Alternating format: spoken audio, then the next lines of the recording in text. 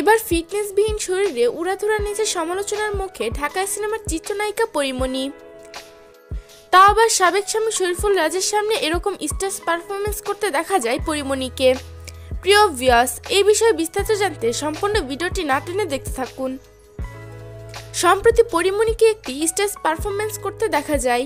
মা হওয়ার পর এটা ছিল তার প্রথম স্টেজ পারফরমেন্স। মা হওয়ার পরই পরীমণিকে বাজে ফিটনেসে দেখা যায়। হাজার সাধনা করার পরও তার আগের ফিটনেস ফিরিয়ে আনতে পারেনি পরী। কেউ কেউ ধারণা করছে পরী হয়তো তার আগের ফিটনেসে কখনোই ফিরে যেতে পারবে না। ওয়েস্টার্ন পোশাকে এরকম নাচ দেখে আবারও সমালোচনার মুখে পড়েছে পরীমণি। সবাই বলছে এরকম নাচলেও এরকম ড্রেস পরা উচিত হয়নি পরীর। তাই তো আরো ক্ষুব্ধ হয়ে নেচেছেন পরী।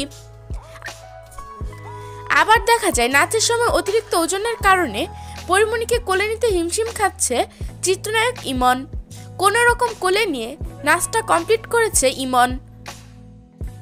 প্রিয় ভিউয়ার্স, পরীমণির এরকম নাচ, এরকম ফিটনেস এবং এরকম পোশাক, এ নিয়ে আপনাদের কি মতামত সেটা জানিয়ে দিবেন আমাদের কমেন্ট বক্সে।